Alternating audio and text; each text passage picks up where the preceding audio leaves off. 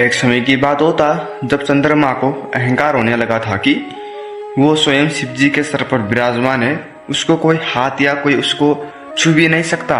तो शिव जी ने जब ये देखा तो उनको ये लगा कि इसका अब अहंकार तोड़ना ही पड़ेगा।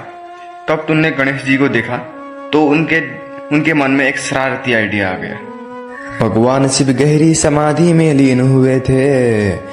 उनके मस्तक पर विराजमान चंद्र अपनी शीतल आभा से संपूर्ण कैलाश को आकर्षित कर रही थी। माता पार्वती अपनी महल में और नंदी द्वार पर सावधानी से पहरा दे रहे थे। लेकिन उसी दिन एक ऐसा भी था जिसके मन में एक मासूम शरारतें चल रही थी। भगवान गणेश के उनके चेहरे पर हल्की मुस्कान थी, आंखों में मासूमता थी और मन में एक नया खेल खेलने की इच्छा। गणेश जी ने दूर से देखा कि महादेव के मस्तक पर एक बहुत ही अच्छा चंद्र है।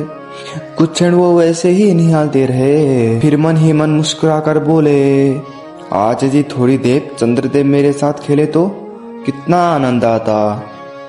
धीरे धीरे महादेव के समुद्र पहुँचे। महादेव समाधि में थे। गणेश जी ने सावधानी से और आदर से चंद्रमा को अपने हाथों से उठाया। जैसे ही चंद्रमा अपने स्थान से हटे, चंद्रदेव ने आश्चर्य से पूछा, गणेश जी आप मुझे कहाँ ले जाकर जा रहे हो ना? गणेश जी हंस पड़े और बोले, डरिए मत मित्र, आज थोड़ी देर मेरे साथ चलिए। आज कैलाश में एक नया खेल होने वाला है। भगवान गणेश ने चंद्रदेव को अपने हाथों में लेकर धीरे धीरे कैलाश की पंडंकिया पर चलने लगे। उनके मुख पर मासूम मुस्कुराहट थी।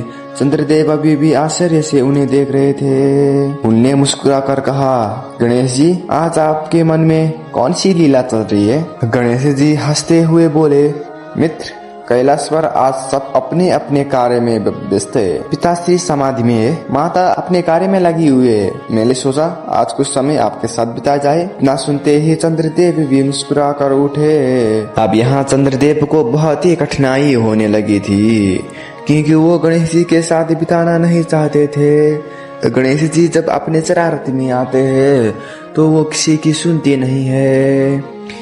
कुछ देर चलने की बाद गणेश जी एक विशाल ही मैदान पर पहुंच गए। वहां चारों ओर सफेद बर्फ फैली हुई थी। दूर दूर तक देवता के वृक्ष खड़े हुए थे। अचानक गणेश जी ने दोनों हाथ उठाया और चंद्रमा को आकाश की ओर फेंक दिए। चंद्रमा ये देखकर ही बहुत ही डरने लगे।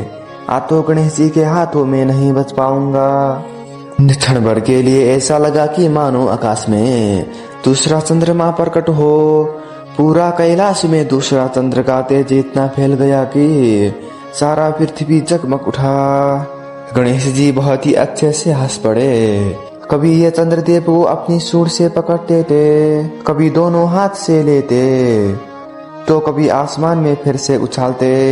देवलोक में गंधर्व यही अद्भुत दृश्य देख रहे थे। ये आपस में कहने लगे कि देखो आज विघ्न हत्ता क्या कर रहे, कौन सी लीला रच रहे। आज शायद चंद्रदेव का अहंकार टूटने वाला है। देखो चंद्रदेव कितना डर चुके अब। इसे खेलते खेलते गणेश जी कैलाश के नीचे स्थित एक शांत सरोवर के तक पहुंच गए। उन संयोग से उस दिन पूर्णिमा की रात थी। निर्मल जल में चंद्रमा का प्रतिबिंब ऐसा दिखाई दे रहा था कि मानो जल के भीतर स्वयं चंद्रदेव आ गए हो। गणेश जी ने जैसे ही जल के झाग पे मुस्कुरा कर उठे, अरे ये तो एक और चंद्र है। उन्होंने पानी में हाथ डाला और लहरें उठी।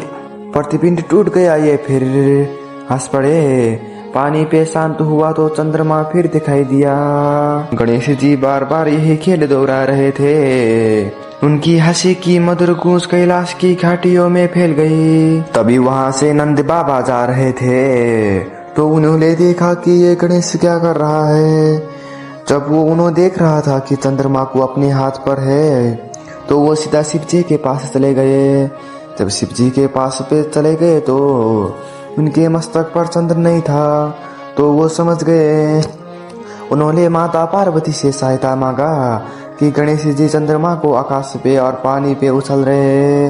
माता पार्वती सीधा गणेश जी के पास पहुंचे और गणेश जी को समझाया, चंद्रमा को छोड़ दो, इतना ही तड़पावा, आज से चंद्रमा अहंकार ना करेंगे।